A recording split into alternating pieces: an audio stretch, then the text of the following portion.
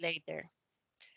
I want to remind you also that these seminars are still open. So if you want to join the seminars as a speaker, you can still do it. Rafael told me that he's going to share the Google link in the chat, so everyone can fill it and participate as a speaker. These are monthly. This is the first one, but these are monthly seminars. We have a few speakers already, but anyone is welcome to participate. Not only sharing finished projects, but also ongoing and future projects that need some feedback and some some sharing. Also, we welcome new products introductions and different growers' perspectives. And before giving the floor to the chair of this seminar, I would like to thank you, all the young researchers, volunteers who uh, have helped to organize these seminars, especially Rafael Reux, who have worked very hard to organize everything. And with that, I give the floor to our first chair, Victor Blanco Montoya, and the two speakers of today. Thank you, Virginia. Welcome. Can you hear me okay? Yeah. Welcome everybody to the first session of the FruitCREWS e-seminars. I'm Victor Blanco. I'm going to be today the chair of the first session.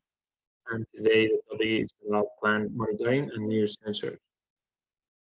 The two speakers that we are going to have today are Dr. Martin Thalheimer, which is graduated in agricultural science at the University of Padua in 1989 and obtained a master in management of soil fertility at the University of Reading in 1992. Since 1993, he has been employed at Limburg Research Center in Italy, where his activities mainly focus on soil fertilization and irrigation. Thank you, Martin. The floor is yours. Okay, thank you, Victor, for this introduction. So I will go first since there are a few technical problems with Alan's presentation, and I will try to share my screen now. I go into presentation mode. Is it okay for you? Can you see my screen? Yeah, we can. Okay.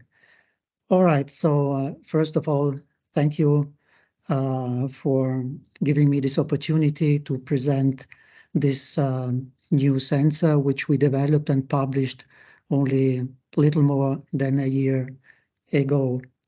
And here you have also a picture what this new sensor looks like. And so you see it is a sensor which is applied to the leaf. So it's, as the title of the speech says, it's a foliar sensor. And the way I have organized my slides is that at the beginning I will give you a brief introduction into the principle and explain how this sensor works. Then I will try to show you a few results.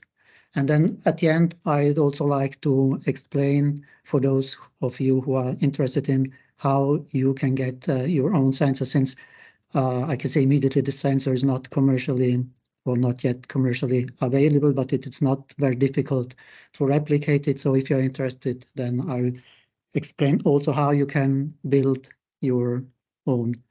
Now, what you can see on this picture, this sensor is applied to the leaf like a paper clip on a sheet of paper. So that's why we called it filler clip. So the clip like a paper clip, and philos, as you know, it's Greek for leaf. So it's a paper clip applied to the leaf. So just because of the resemblance to a paper clip. And all right, doesn't move forward. Why? Okay.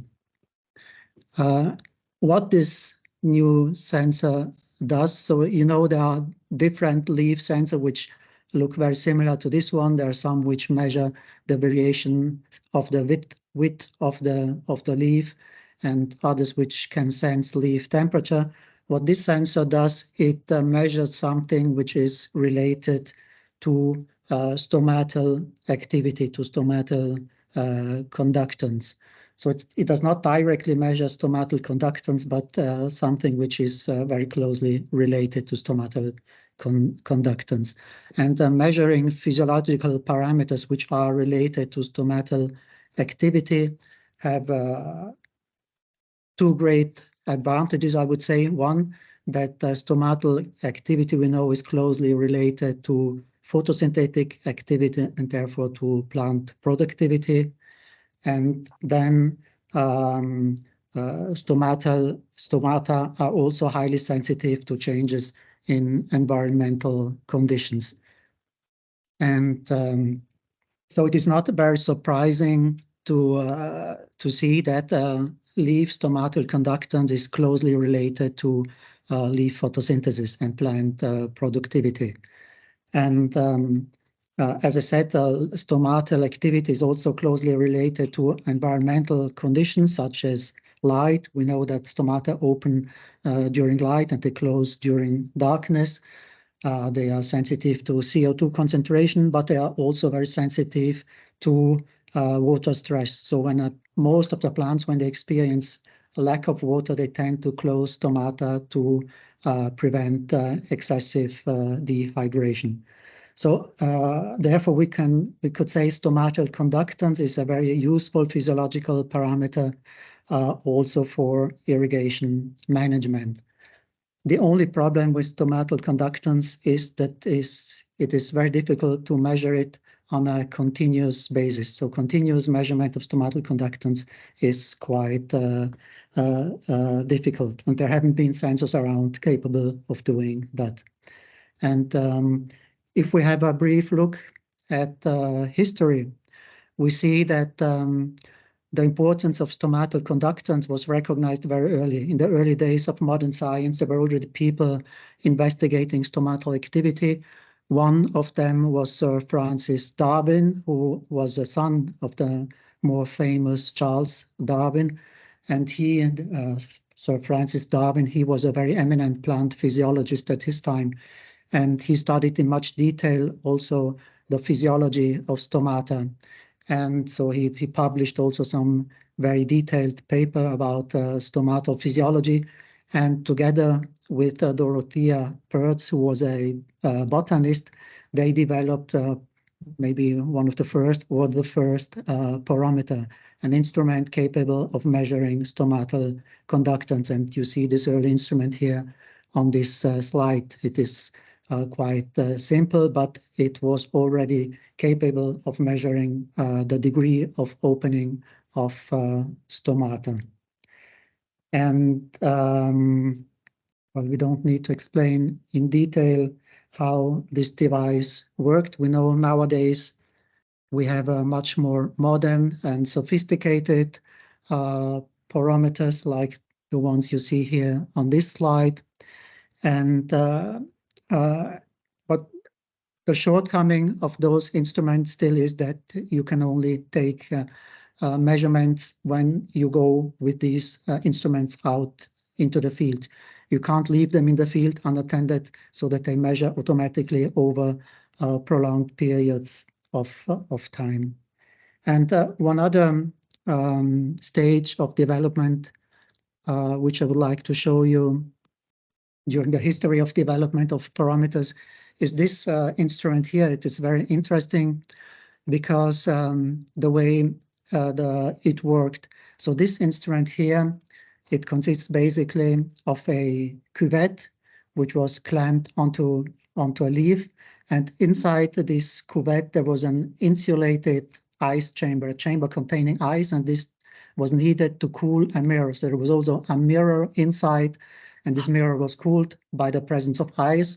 And the principle was that if you clamp this cuvette onto a leaf, the vapor which came out of the stomata, this vapor condensed on this cool surface, on this mirror, which was cooled by the presence of ice.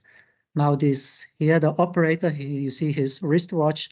What he had to do was to look at the time it took for the mirror to fog up. So if he applied this cuvette onto a leaf and measured the time needed for the mirror, for water to condense on the mirror.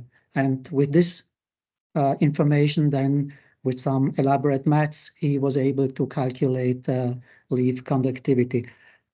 So why am I showing you this device? Well, the reason is that, and here we see our new device, the reason is that the two things have something in common.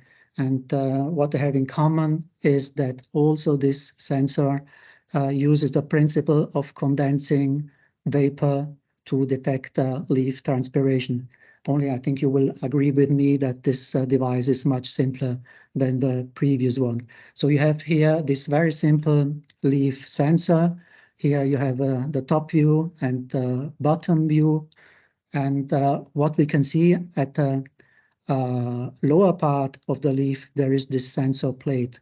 And when a leaf with this sensor attached is exposed to solar irradiation, there will be a natural temperature gradient created across the surface of the leaf. So the top part of the leaf will be heated by solar radiation, whereas the lower part, which is in the shade, will be cooler.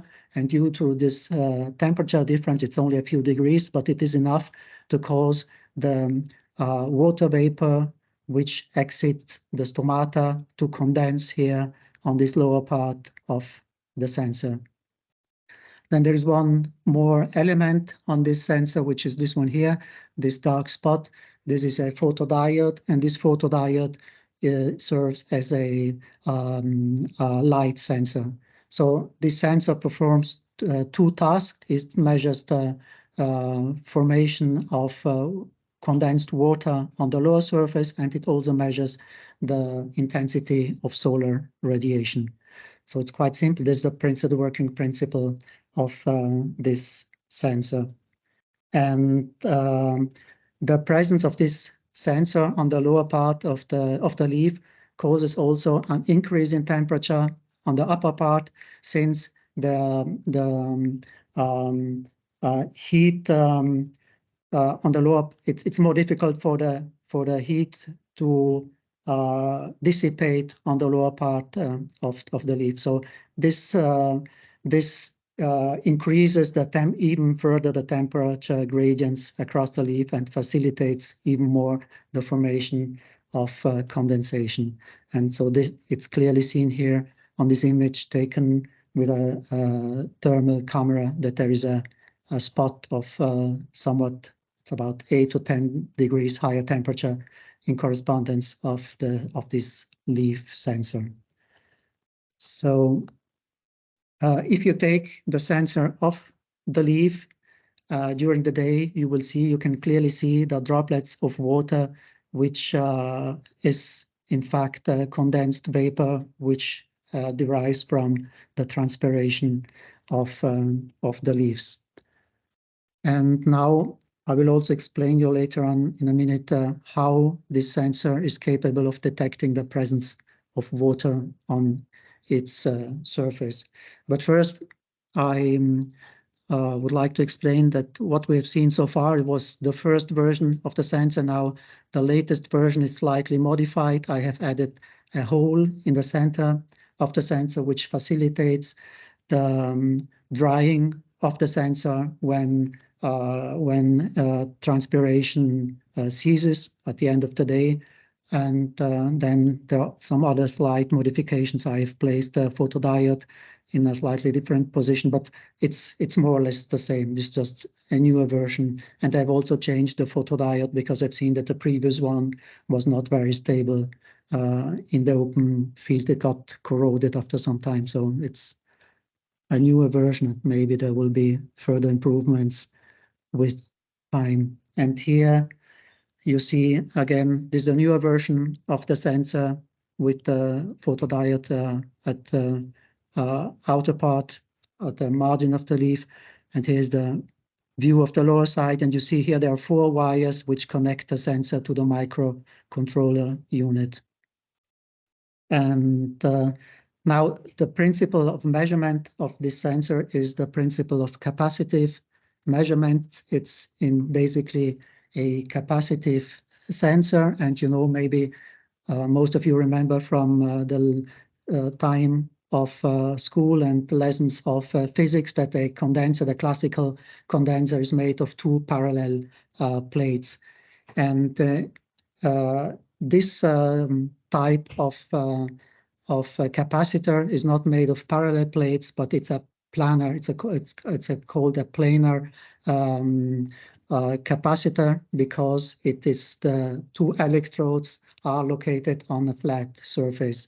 And the electrodes here we have an example where we have 2 electrodes. They have the shape of comb, and they intersect like the fingers of 2 hands, which intersect between each other. So you can have planar interdigital sensors in the shape of in rectangular shape, like here on the left side, or you can have them also circular shaped and concentric, as on the right side of this screen.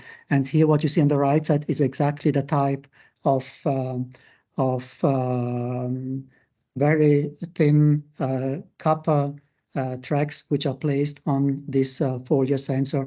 And these interdigital tracks, they form the capacitor which is able to sense the presence of moisture on the surface. So here on this picture, you see a section of this sensor, and here you have the 2 electrodes, positive and negative. If you apply current to the sensor, an electric field will develop with the field light lines extending into the adjacent space. And amount of electrical charge which can be stored in such a capacitor depends, one, on the geometry of the sensor, the width of the tracks, and the distance between the tracks. But then it's mainly the physical properties of the medium adjacent to this plane. And it's basically the dielectric constant which determines the amount of charge which can be stored. And most of you know that the dielectric constant of dry air is about 1, and the dielectric constant of water is 80, so 80 times bigger than that of water.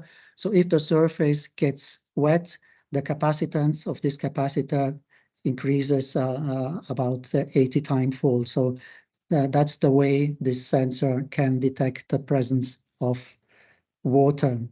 So this is just to explain the principle of operation. Now I'll move on and show you the first experiments which I conducted. I conducted the first experiments with potted plants because potted plants, they have the advantage that they change within a matter of days. You can change from conditions of a well-watered soil to conditions of water stress.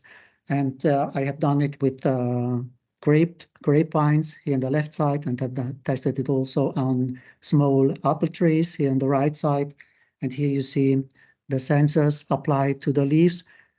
I've also added soil moisture sensors into the pots to monitor the content, the water content in the pots. And here in these boxes, I have the microcontrollers, which contain also a small radio module, which would transmit the data every 10 minutes to the cloud. And this allowed me to generate the first graphs and results. And here we have an example of data generated exactly with this experimental setup. And here you see in the lower part of these graphs, it's the water content. And you see as time goes by and the plant takes up water, the water content obviously gets reduced. And here in the upper part of the graph, we have this the yellow line, which indicates solar radiation, and then we have the blue line, which indicates the deposition of condensed water on the sensor. And now, if we look at the first day, we see it was a cloudy day. There was little solar radiation, and also the intensity of deposition of water on the surface of the sensor was quite small. So here you understand why it is important to have both information, the capacitance of the sensor and solar radiation. If you had only this blue line, you could have thought maybe the plant is suffering from lack of water because there's not much transpiration taking place. But here you understand that the reason is that there was little solar radiation. And then the following day, there was bright sunshine, although it was a bit cloudy up and down of the solar radiation curve. But we see the transpiration or the capacitance line goes up, and there we have a very clear peak of capacitance. The same thing, the third day, intense radiation and also a clear peak of capacitance of values. And now here we come to this fourth day, and we see soil water content has already dropped from about 25% at the beginning to maybe something around 15%. And here now you see clearly that the plant starts to feel the bite of lack of water. So early in the morning it starts transpiring, then there's some signal which tells the plant or the stomata that there's not enough water, we have to shut down, and the stomata close, and this curve drops prematurely. So in well-watered conditions, this blue line would have followed the pattern of the radiation curve. And you see another day later again, the stomata, they don't even open, so the blue line remains flat. And now here I have added water again in the evening of this, what is it, the fifth day. And the next day you can see the transpiration resumes again. So the indicator of beginning drought is when the pattern of transpiration drops prematurely as compared to the pattern of solar radiation. So I think the principle is quite simple. It's somehow empirical. There's no threshold value. It's not that you can say when the capacitance value gets below X, then there is lack of water. No, it all depends on the parallelity or not parallelity of the two lines. Okay, so here another example, this one taken from measurements on field-grown grapevines. So it's basically the same thing, only that the developments are much slower, because in the field it takes much longer for a plant to experience lack of water. But here, this was the first day. It was a situation when water was already starting to be limited, and you see the early drop of the blue line with respect to the yellow line with the irradiation. And then there was the time in between these two figures was about 3 days, and there was about 20 millimeters of rain in between. So you see, after the rain, the plant recovered again its capacity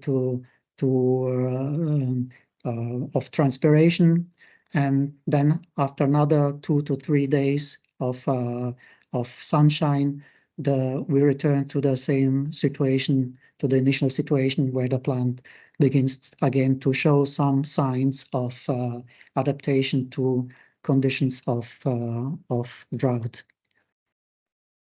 Right, so this was about some preliminary results. And now the last part of my presentation. Here I'm going to explain you briefly how, if somebody's interested, how you can get your own sensors. What I have done is I have made a design of this drawing of this sensor. There are some particular programs which allow you to draw printed circuit boards, which are the essential part of most electronic circuits. And the sleeve sensor itself is also a small PCB. PCB is the abbreviation for printed circuit board. And once you have the file, the production file of such a PCB, you can send it to a company. There are lots of companies on the internet which print PCBs. You can send it to such a company and order as many items as you want. So this slide shows you the picture of the drawing of this leaf sensor. I've made this drawing on a free software program which is called Easy EDA, and I have created a repository on GitHub where I've placed the production files of these sensors. And later on, I will continue to add more information so that everybody should be able to implement, to create both sensors and the microcontroller unit. And I will show you the link to this repository later. Now, besides the sensor, you need also the microcontroller unit. And also that one is quite simple. It consists of only very, very few components, a microcontroller and some additional components here. I have added a LoRa radio module because it gives the great convenience of transferring data remotely to the cloud. And I think it's crucial for such a sensor to have real-time data so that you can react in time to if you want to perform irrigation management with such a system. So it's only very few components which need to be soldered on a PCB. Here on the right side, on the bottom, this is the drawing of a PCB. I have not yet added it to the repository, but I will do it shortly. And you have to place those components onto this PCB. And at the end, that's what it looks like. Here you have on the left, the Folia sensors connected with the wires to this PCB with the microcontroller, LoRa radio module. And here, see it's turned upside down. You see it has two very common AA-size batteries, which will be enough for it to run for a couple of months. So it takes very, very little energy. If you want, you can even add a small solar panel so that it can run virtually forever. And here at the bottom, there is this one is the link to the GitHub repository where you can find, for now, it's only the production files for the leaf sensors, but shortly I will also add the rest of it. And yes, with this, I think I've almost reached the end of my presentation.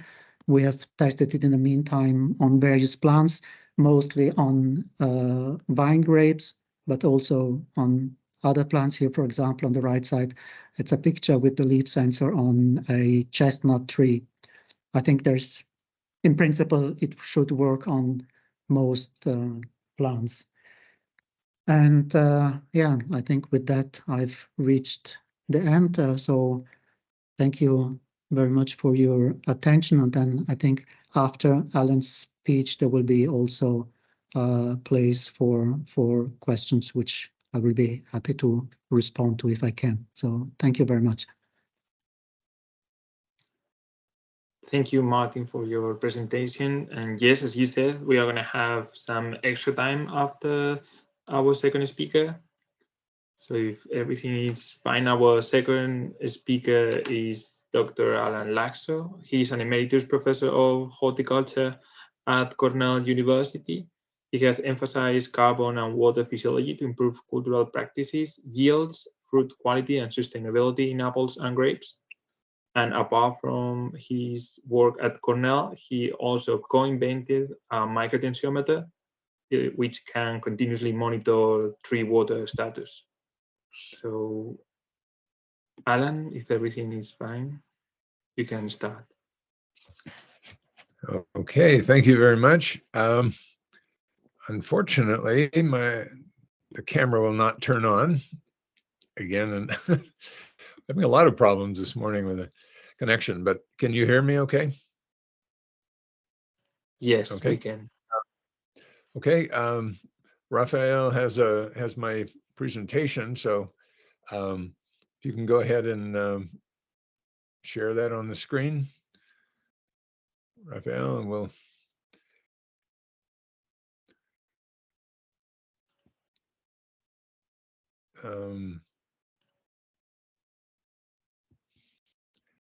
I'm not seeing it. Do you?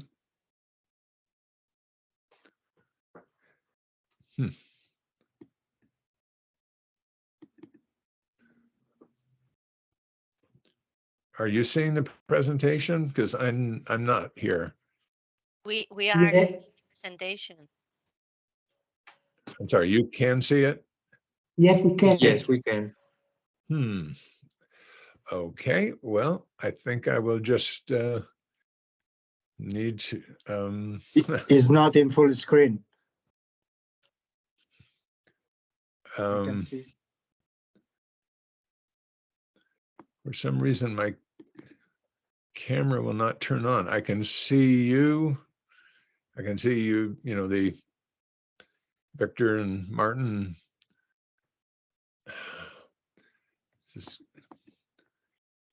I don't understand why I can't see the screen.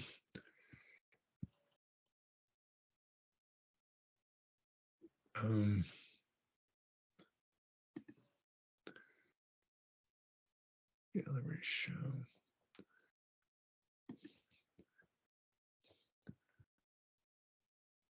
Okay, well, I'm in full screen, but I still cannot see the can't see the presentation, unfortunately. Let's see if I.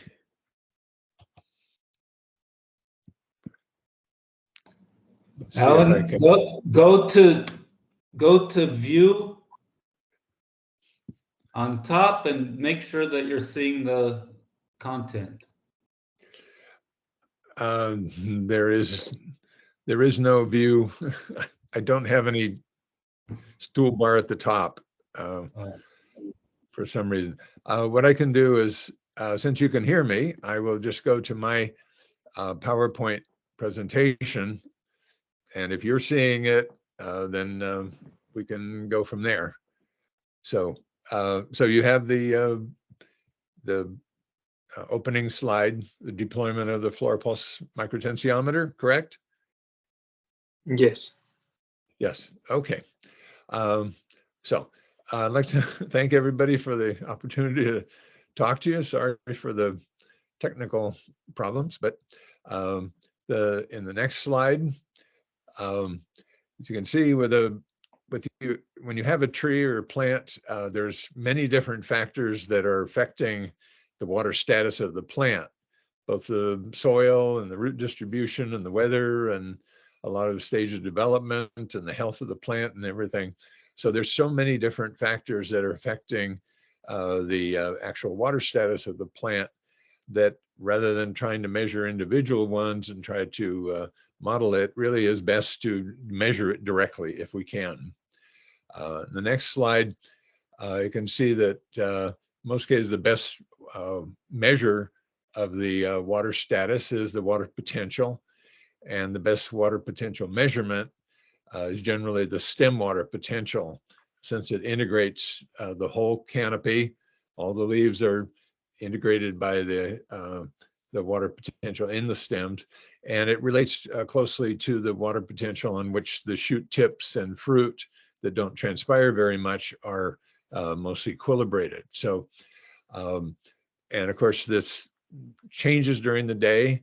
Often we use the midday water potential as the best indicator of the water stress. Alan, we're not seeing the slides move. I don't know who's running the slides. Raphael, do you have the slides? I'm sorry. Yes, I do have the slides. Which one you're showing right now? Okay, I'm on the third slide now. It shows a plot of photosynthesis. And for the season, and apple fruit harvest weight. right. Yeah. Okay. Yeah, if you can go ahead and change the slide when I indicate. Okay. Thank you. So usually midday water potential is the best or most useful. Rafael, we're still seeing the first slide and not in full screen mode, not in presentation mode. Maybe you have two screens or you are put in other screen.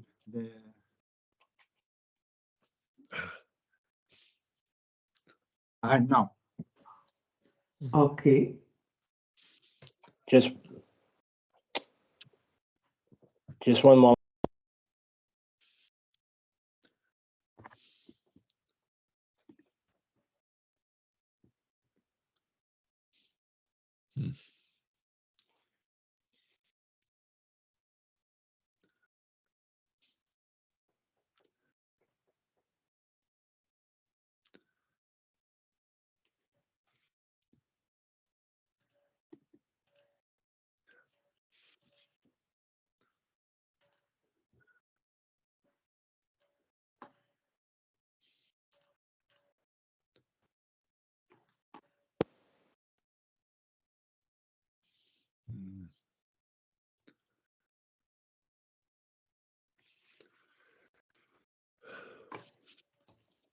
Good.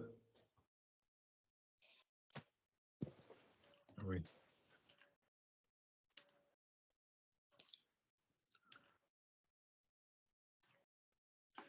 So can you see my screen now? Yes. Yes, we can. Yes. Okay. Well, I still can't, but I can. Are we on the third slide then?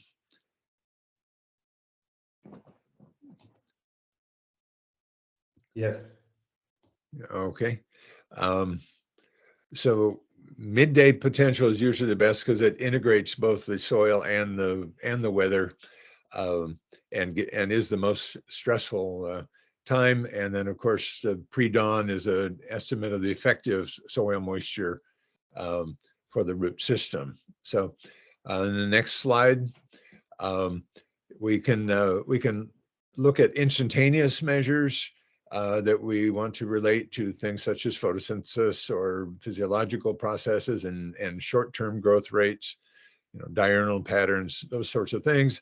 But then also we like to have integrals where we're looking at cumulative processes like fruit development and size and yield, dry matter production, those sorts of things. So so there's several different ways we like to look at the water status data during the day and during the season. So in the next slide,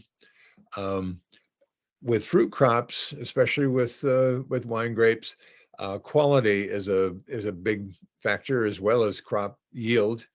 And so that fruit quality in many cases is strongly affected by the water status. And it's not always the best quality with the best water. In some cases, in this example from a recent study, you can see that there's a certain thresholds or optima for different flavor aroma components of Sangiovese and Merlot grapevines. And you can see with Sangiovese, they tend to increase up to a level and then perhaps level off or decrease. Merlot has some rather sharp peaks at about 9 bars or so. So there's very strong effects of water stress, and many times they're in intermediate levels in which we want to be able to know that we're at that level. So on the next slide then, what really is the goal of water management? And that is to reach an optimum plant water status for whatever the desired vegetative growth or leaf function or fruit growth or flavor development, those sorts of things. Another real question is, once you irrigate, how do you know if you actually reached your goal? And so this is why in the next slide, we've looked at water potential using the pressure chamber on the left. for many, many years. I'm sure this group has used this many times. And of course, you get good data, although it's a snapshot at one instant. When you take that leaf off, you'll get a reading as to what it was over a season. If you got a reading once a week, as these 2 points show, that's pretty good data. But we really know on the bottom right that this is a very dynamic process each day, and the soil and the weather changes. So we wanted to go from the pressure bomb to some type of continuous monitoring, and the approach is to use a microchip tensiometer with the same principles as a soil tensiometer, but with a very tiny microchip which we can embed inside the plant. So the next slide shows the approach. We built a tensiometer, but a micro version on a chip. That's a sandwich, and in between we've etched out the silicon to have a liquid cavity or reservoir, except in this case is about it's just a few nanoliters of water with a pressure transducer, and below that if you can see, there's very tiny little vessels that lead out to the exchange surface, which is the edge, which has nanopores of 2 to 3 nanometers that have been etched into the edge of the chip. This is developed by my colleague Abe Struck at Cornell, engineer with a couple grad students, Vinay Pagay, who's in Adelaide, and Michael Santiago, who's our CEO of the FloraPulse now. And that chip is held in a cylinder, which then can be used to insert it. The chip is made in a clean room on wafers, as you can see on the lower right. Next slide, then talk about the installation of the sensor. The sensor is held in the upper left in a supportive and protective housing, cylindrical housing. And just to the right of that is a stainless steel sleeve, which we use to insert it into the xylem, and also to protect it as we leave it in the tree or the vine. The cap on that on the bottom comes off, but before we put the sensor in, we hold the sleeve up against the xylem, and with a hammer tap it in. At the top there are little barbs that go in and hold the sleeve in place, and then we remove the cap, and the sleeve then makes a drill guide for a flat end drill bit, as you can see in the middle, and it gives a nice hole in through the bark and to the surface of the inner xylem, or the outer xylem of the plant. We then, because it's very difficult to take a microchip and have a perfect seal against the xylem, which has been drilled out, is never going to be perfect. So we use a mating compound, a kaolin type of paste that we insert before we push the sensor in, and that provides a hydraulic connection between the edge of the sensor and the relatively rough xylem surface. Okay, the sensor then the cap is put on. There's a spring, so it holds the sensor in place against the xylem. The sensor then can be plugged into a normal data logger, if you have that, or there is we have a wireless solar powered data logger that has cellular connection to the cloud that we can connect up to the sensors. Okay, the next slide, there's always the first question is, does this correlate with the pressure chamber? And the answer is yes, it correlates very well. You know, there are some cases where we don't quite see the perfect correlation, but on the right, you can see in trees like apple trees where there is a drop in water potential as you move out the vascular distance from the root system. And so this was showing in blue, the upper data is showing on a mild sunny day, and the red was a much hotter sunny day. And you can see the drop in the water potential as you move along the distance from the soil. The little squares on the left are where the sensor is actually located. And so, or the microtensiometer has been installed in the trunk. So if you compare the trunk to a leaf on quite far out on the branch, you won't necessarily get a perfect correlation between them. So it depends on the type of plant you have and the hydraulic resistance. Okay. The next slide then shows this is the type of data for irrigation purposes. This is a test in almonds out at UC Davis with Ken Shackle, who's been collaborating with us. And you can see at the beginning on the left, the water potentials are obviously showing the daily cycle, but you can see that the pre-dawn values are really quite low, which indicates a lot of soil moisture stress.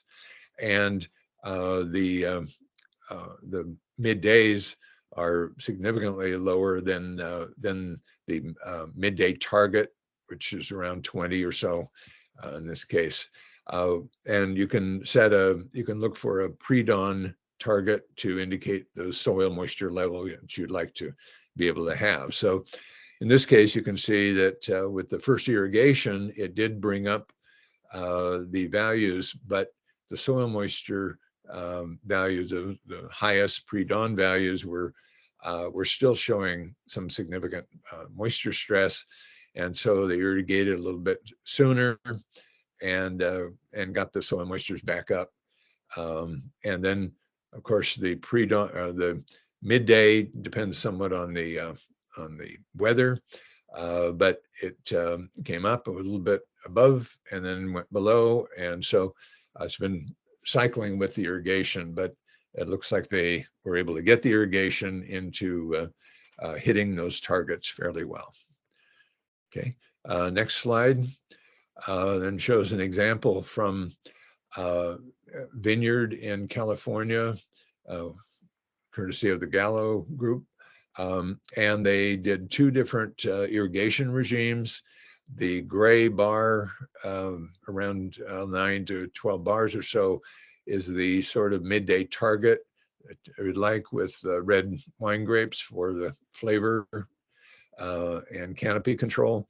And so the red regime dried down somewhat earlier than the other one, but once they reached that kind of near the target level, they tried to maintain that through most of the season. The other in blue, they waited longer, and then they regulated deficit, but they continued that deficit, and it appears that they went too low. So again, this is a type of data that can be quite useful for irrigation. And with the data logging system and an online dashboard, this can be done basically real time. Typically, we take readings 20 or 30 minutes. I mean, you could take them every minute, but normally 20 or 30 minutes is a good frequency for taking the data. Okay, next slide then. This is the FloraPulse online dashboard. This was set up primarily for growers. On the right, you can see the diurnal up and down. So we have the 24/7 data, which you can download to Excel and work on yourself. To the left of that, we have, for the growers, we have a basically we're plotting the midday values. So those minimum values each day is being plotted, and we have we're using color coding to show whether there's a very wet and any mild stress and moderate and severe. And below, you can't really see it very well here, but is the description of the different color levels and the water potentials, and then information from the literature on what those values might mean in terms of tree or plant performance. Okay, next slide. Excuse me. Next slide then shows an example of this with looking at the midday stem potential in an almond orchard. And one of the things that the almond growers do is to try to improve the harvest efficiency and getting the nuts out, is stressing the trees before harvest to stimulate hull split for better efficiency. And then so they want to get them into a fairly stress level, and then they rewater after harvest. So again, one of the irrigation approaches that's made quite a bit easier by having this type of data. And then the next slide shows some data from my colleagues here, Terrence Robinson and Luis Gonzalez Nieto, on looking at some water stress with shielded, rain shielded trees in red stress, and then irrigated trees, just showing the patterns of stress in these apples in New York. And one of the things that we've been looking into more with this type of data in the next slide is to combine the data on the tree water potential with the either trunk dendrometers, or in this case, we're interested in the effects of water stress on fruit growth and development. So we can have continuous monitoring of fruit growth and continuous monitoring of the stem water potential. And it gives us an opportunity to get into some more detail about diurnal physiology and how things might be working. Next slide shows just comparing the fruit growth rate in green on the left here, and where it's really quite low growth rate first thing in the morning, even though the stem water potential is quite high. And then as the water potential drops to its minimum around 16, 17, maybe even 18 hours, that's a time when the fruit are really beginning to grow, just about the maximum stress. And so when we plot the water potential versus the growth rate, we get a big hysteresis, which is very not quite what we expected. So, and then on the right is just showing the actual diameters of fruit, and basically they grow very similarly, during the night, and then during the day. The irrigated don't tend to shrink, where the stress ones do, but then they take off growing about 18 hours or so, and they can both grow about the same rate after that. So I think having this type of data is very interesting for a lot of shorter term physiological questions that we haven't really been able to address very well previously.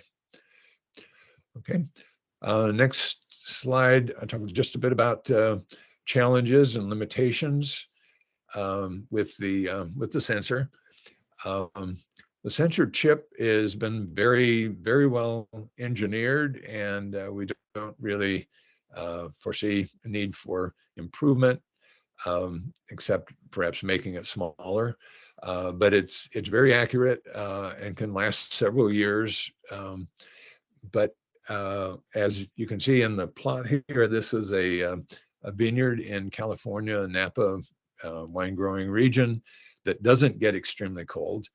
And so you can see the first on the left was a very mild season, and so it didn't really show much stress.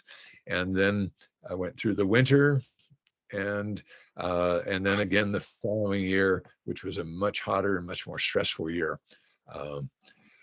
So it can reach several years. However, we don't really guarantee it past one season, because as you go through several seasons, you have the possibility of accumulating things like in the spring you get a lot of solute coming up from the root system that can possibly plug or compromise the sensor. And in winters, such as in New York here, it's too cold, and the sensor, even if it seems to be able to, it will drop to 100 bars with a really cold as it freezes, and then it appears to recover, but we find that the next year it may not necessarily be as sensitive as it was. So we really don't recommend trying to use it continuously through winters and multiple years, although it's in some cases it has actually worked. Okay, next slide shows that some of the problems really basically are related to getting a good hydraulic contact with the plant, and then maintaining that. What we found is that when you have wood like apple or some of these stone fruits, that don't have a lot of extreme large and irregularly placed xylem vessels, we tend to get very good installations, very consistent, and good results. In the case of grapes, you can see on the right here, the grape stem is rather inconsistent. You can see the pith is not necessarily in the center. Many times it is off center. So if you should install from the bottom right side, you can see the width of the xylem is quite a bit less. And so where the sensor actually ends up may be a little more towards the pith. Then if you're on the upper left, where numbers like 4, 3, 4 are in the diagram here, you can see a very, very large vessels, and we're somewhat concerned that those large vessels may have embolisms as you drill into them. So we have had we've had good luck with grapes, but tended to be a little less consistent than in the case of apple and almond and pear and those sorts of things. So the next slide then shows one of the other issues, and that is that some plants do not like to have things stuck in them. And so some plants will produce a lot of gum and gels and ooze. On the left is actually walnut, which has a very, very odd response, that if we drill a hole in the trunk, put the sensor in, it produces large quantities of water. I mean, a very, very dilute liquid. Maybe like a liter a day will come out of the hole, even though we have a sensor in it. So we found with Ken Shackle's help also that we can try putting the sensor in the end of a smaller shoot that we've cut off and inserting it into the end of the shoot. And so we're doing more testing on that. And so we're having to learn how each individual species responds. And this is where I think the FruitCREWS will be very, very helpful to give us some feedback as to how best to deal with different species and if they're and their types of responses. So next slide, on the upper left, you can see the original sensors that we have. On about the hole that is drilled in the plant is about 7 millimeters. And so that limited us because we don't recommend it being used in trunks that are anything less than about 5 centimeter diameter, so that it's not too large a hole relative to the size of the plant. And so we've been developing in the last year or two a smaller sensor. As you can see, where it uses the same chip, but instead of the chip being right against the xylem, the chip is actually in that middle cylindrical area, and we drill a hole and remove the xylem and then fill it with the mating compound, the kaolin, to make the hydraulic connection. And this has been tested. On the right, you can see blueberries and in smaller grape stems, and it's been tested in cotton. We have some data on pepper and other smaller stems. So that's looking very promising, and we have enough results that we will be selling these for next season. In this case, rather than a hammer, it can be rather difficult with a small thing. So we developed in the center on the bottom a 3D printed jig, which we can clamp on or attach to the stem, and then the sleeve is mounted on a plunger, and so we can either tap or squeeze by hand, or actually use a clamp to a type of C clamp to actually press it into the stem itself. Okay. Now, the prices for universities and research institutions, just a straight analog probe with a wire that you can connect to a data logger, and with the installation materials, all the materials that are needed and little tools, that's $500 for a unit, which is guaranteed to give you good data over a full season. You can adapt that to a SDI 12 data logger with a converter box that we've put together, and it's solidly encased in resin, so it will last a long time. Those are $200 US. And then if you actually want the data logging system with the solar powered cellular data logger and everything, that's $1,200.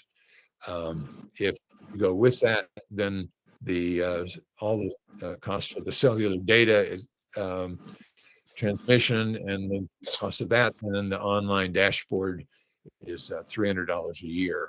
So for that full system, like $1,500. Okay. We sell directly to people in different countries, but also we have a primary distributor who's in Spain, Lab Ferrer. Francesc Ferrer is a specialist who did give a presentation in the meetings in Bologna, so you may already know Francesc. And the next slide, just a acknowledgement of the support, and Michael Santiago is our CEO, Abe Spruken are co-founders, and Mary Rose Lund is the plant science specialist doing a lot of the testing of different plants and different sensors. If you're interested in a quote or in reading more about the sensor, there's a lot of resources online at fluorpulse.com, and Alan at fluorpulse.com is me, and Michael Santiago is Michael at fluorpulse.com if you'd like to email us directly. And in the final slide, just want to point out that there is a workshop that Francesca at Lab Ferrer is developing and hosting. And it will be in February 5th and 6th this next year at the IRTA Food Center in Lleida, Spain.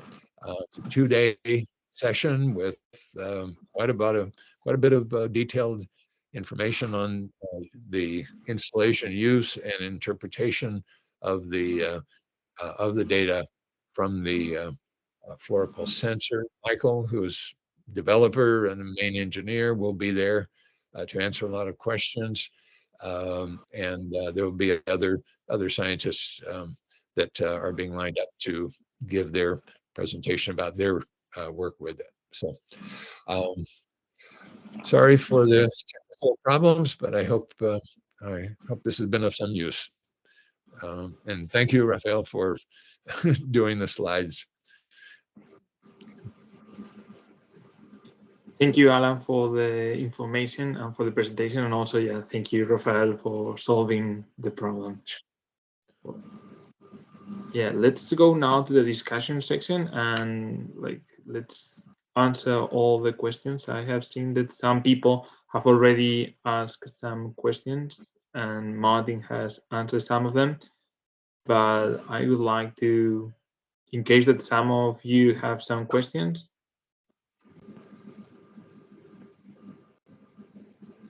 For example, yeah, Pasquale. Good afternoon, everybody. Thank you also, Alan, for to be here. I don't know what time is in US. I have a question for Martin, the duration of the sensor, and of course, I know we can build by ourselves, but an average cost for the field clip sensor. The audio quality was not very good. So the first question is how long the sensor lasts on the plant. Is that correct? Yes. Well, the sensor lasts for, it does not get deteriorated, so it lasts for forever.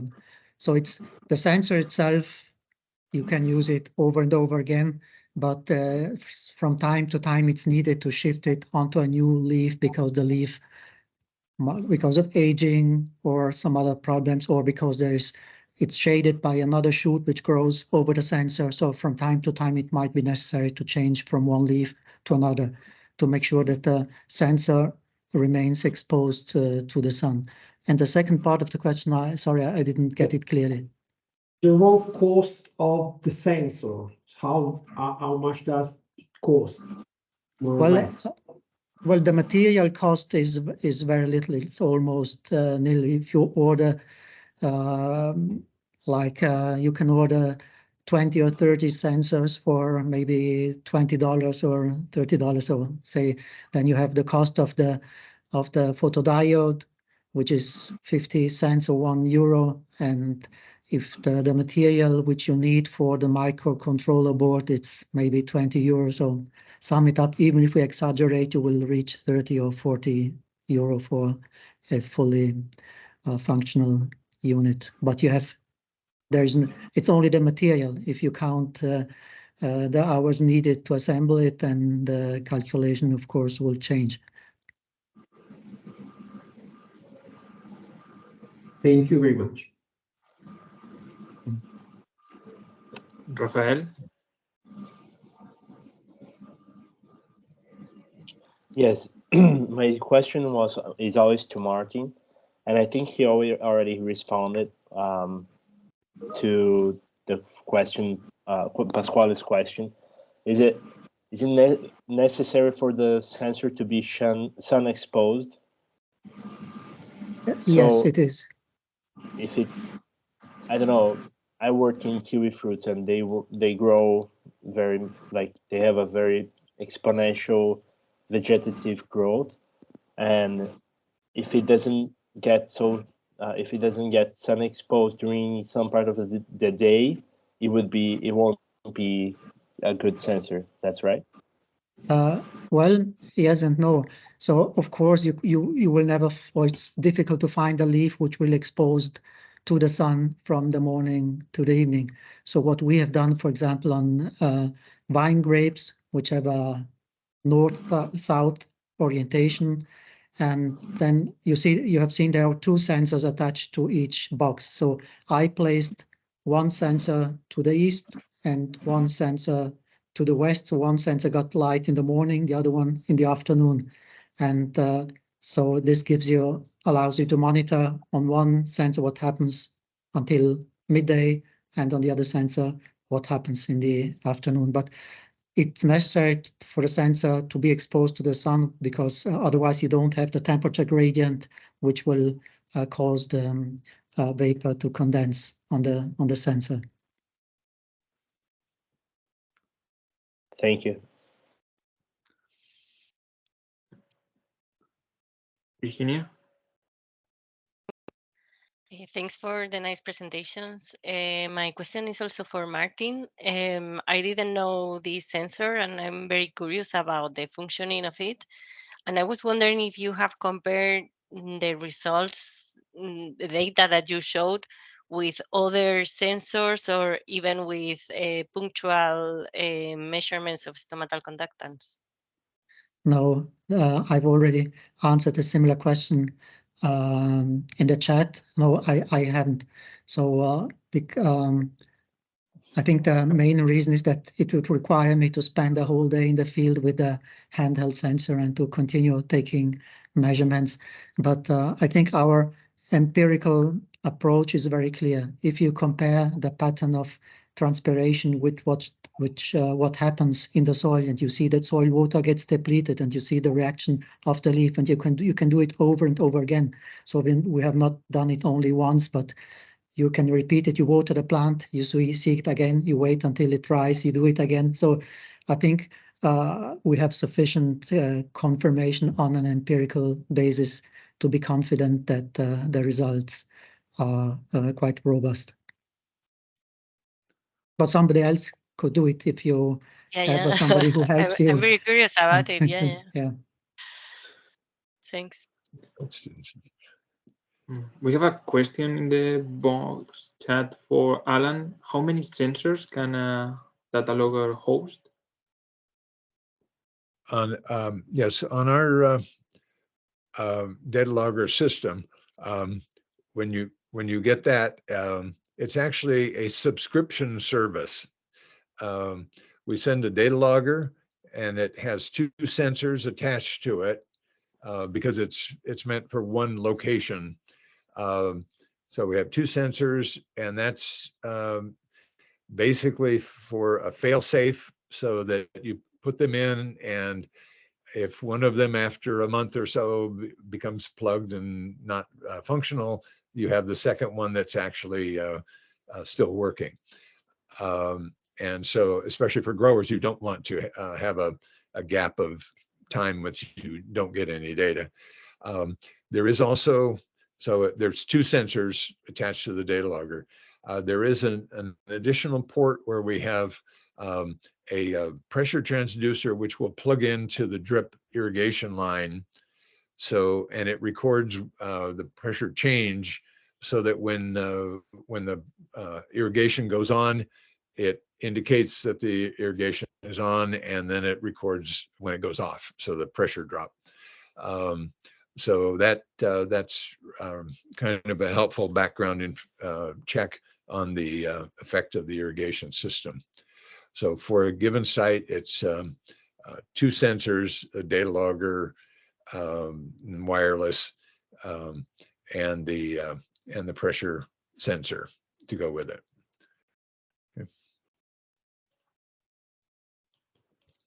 Okay, Martin, what about you? They also want to know about how many sensors you can install with your data logger. We have always made them with two sensors connected to a controller unit. In principle, if you use different microcontrollers, it would be possible also to attach 3 or 4. But I think it's not so important to have many sensors attached to one microcontroller unit. So in my opinion, it's better to, since the system is not very expensive, to have two or 3 units which you can displace in different locations in the field, because it's not convenient to make very long wires so that you have many sensors attached to one box. Okay. And about the variability, sorry, Martin, have you tested in the same tree those grapevines that you have shown of the apple trees, the variability within the same irrigation treatment on the same tree? No, well, not more than 2 sensors. So we are also at the very early stages of testing this system, and so at most I had 2 sensors on 2 different leaves of the same plant, which gave similar results, but I have not more detailed information about variability. What about you, Alan? What about the microtensiometers? Do you recommend them to install both of them in the same tree, or you can install each microtensiometer in a different tree?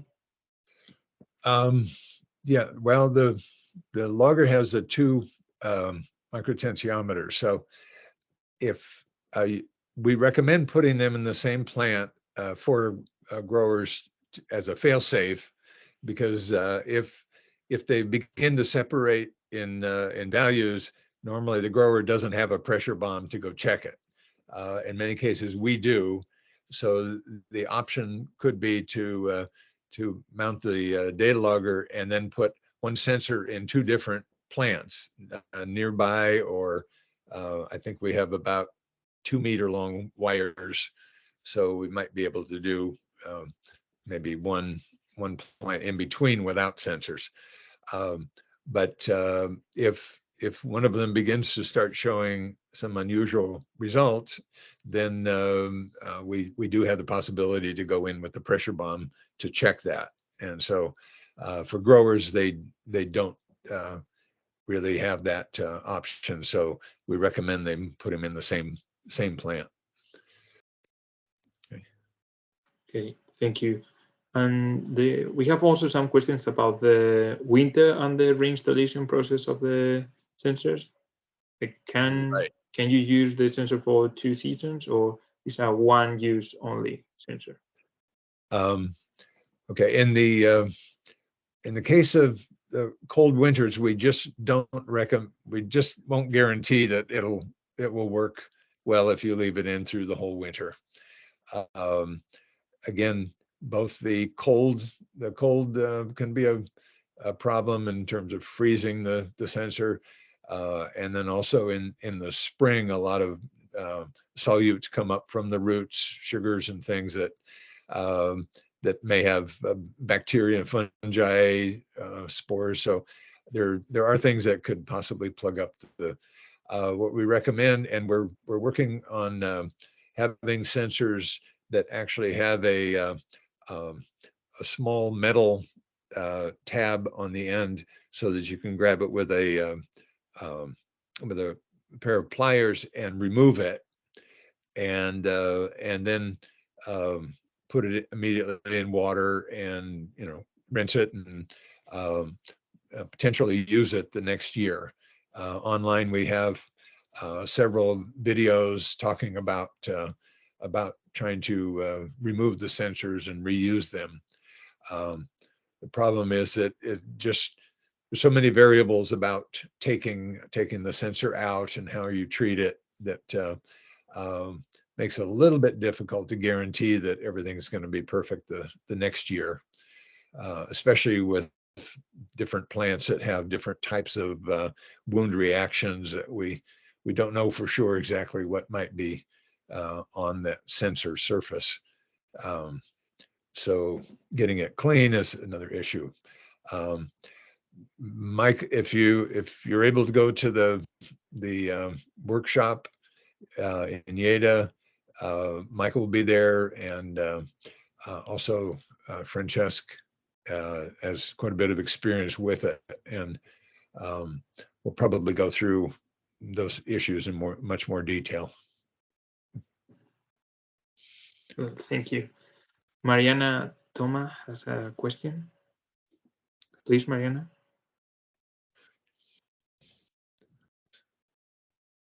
We can't hear you.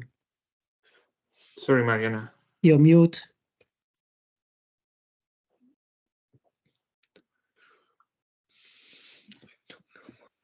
Mariana, you are mute. We can't hear you.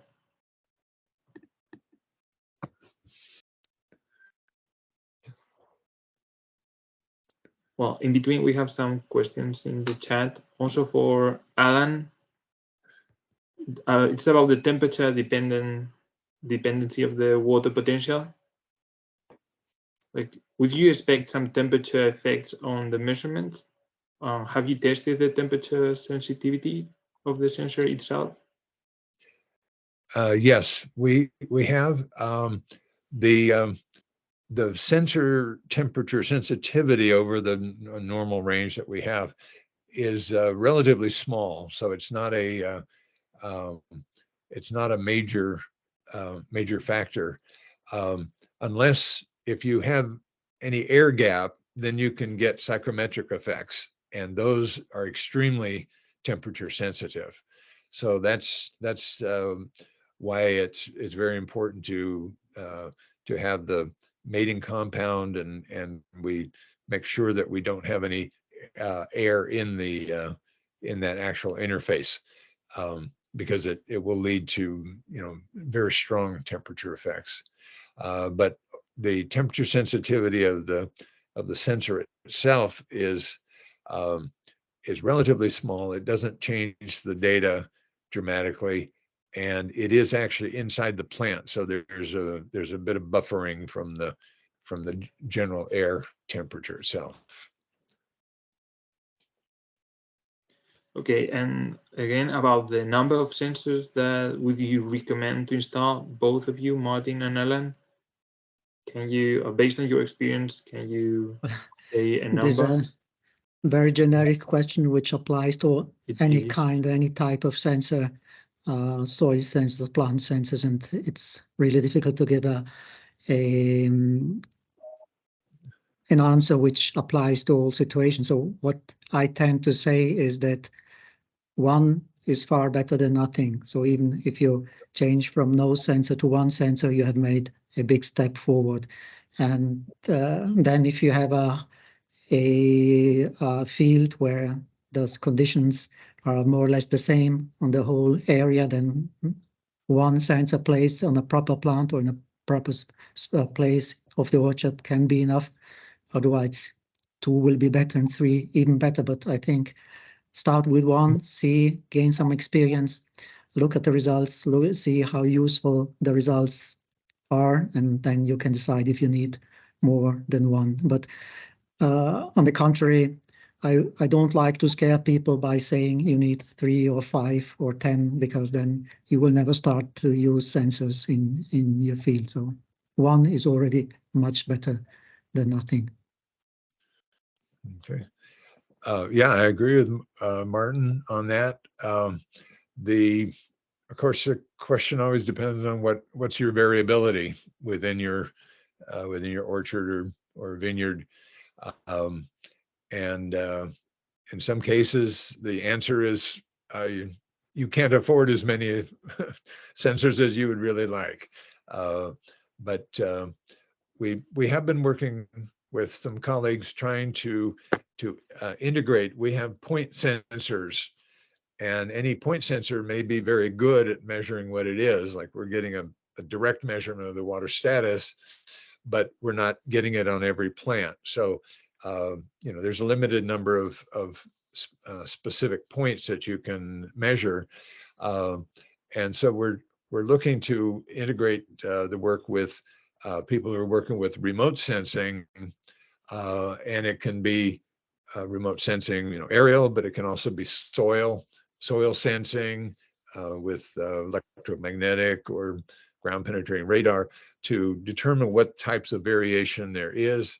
If it's done beforehand, then that will guide as to where to put the point, the sensors where you're getting the direct measurement in perhaps two or three different locations with different soils, and then ultimately to try to be able to integrate between those with some type of interpolation model.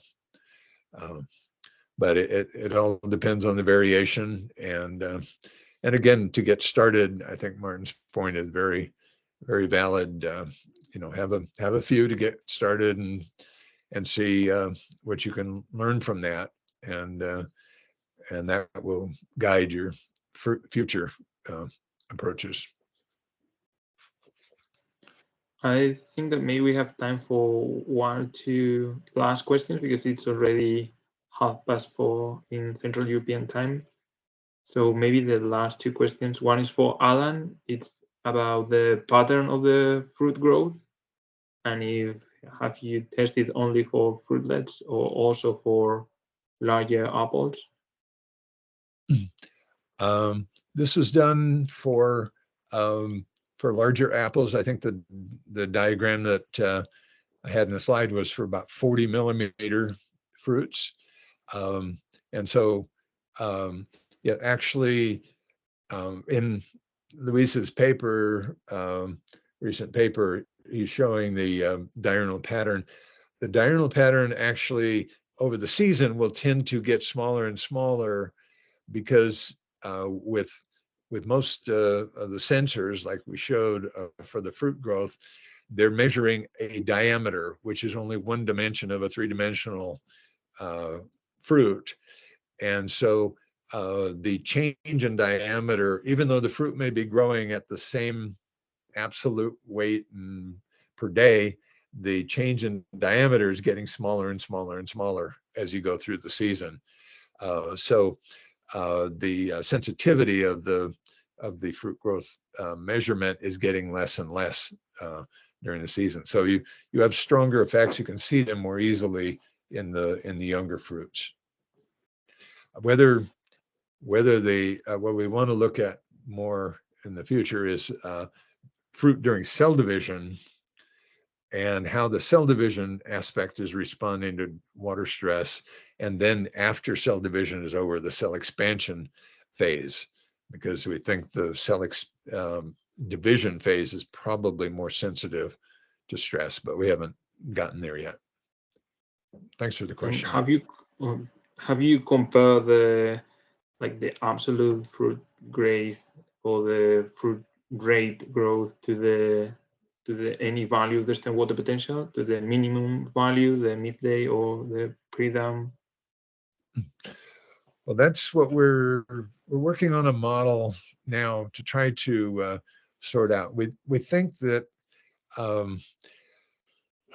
I'm not sure, but I think it's possible that the water potential does not have a direct control over the fruit expansion, that it may be certain times of the day the water potential may be limiting.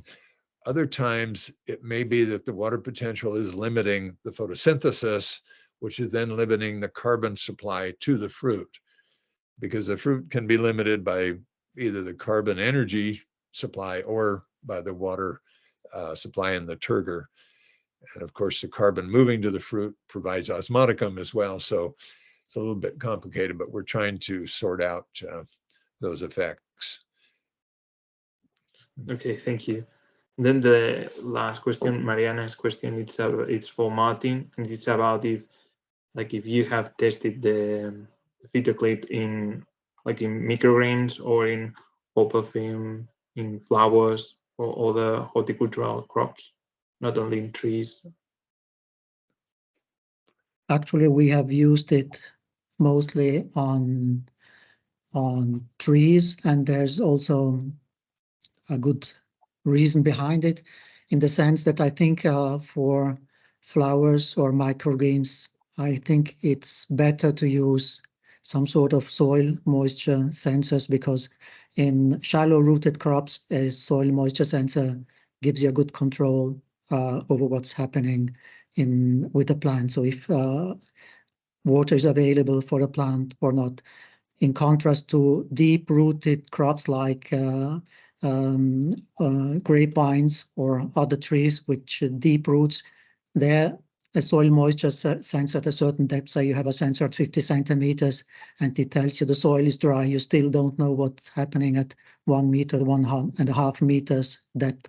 like grapevines, they can have roots up to 3-4 meters depth, and so there a plant sensor would be clearly would have clear advantages over soil sensor. So I think this type of leaf sensor is better suited for deep rooted crops, and for shallow rooted crops probably it's easier to use soil moisture sensors. But I haven't tried them, so I wouldn't exclude that it works also on flowers or other plants. So one other aspect is that most herbaceous plants, they have stomata on both sides of the leaves, whereas trees normally have stomata only on the lower side of the leaf. So I don't know how that would affect the functioning of this leaf sensor. So we would need to find out first before being able to give you some advice.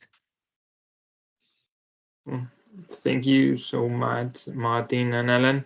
Really interesting questions, and also showing us that there are a lot of options and a lot of new technology that we can test and we can go on working with. Also, I would like to say thank you to Rafael again because of his help and all the work that he has been doing with this e-seminar. And just to finish, I don't know if Virginia wants to say something, or we can just conclude the e-seminar here. Yeah, thank you very much, all of Okay. you, for attending, and looking forward for the next one. Yeah. So please come the next day. It's about vineyards. It's going to be also really interesting. And I am sure that if you have any other questions, you can email both Martin and Alan, and they will be really open to answer all your Yes, sure. questions. Okay, yes, certainly. Well, thank you so much, and have a Bye. nice you. afternoon. Thank you. Bye. Bye bye. Bye. Thank Thank you. you. Bye. Thank you. Thank you. Bye bye. Bye. Bye. Thank you. Thank you, Rafael, for the help. Appreciate it.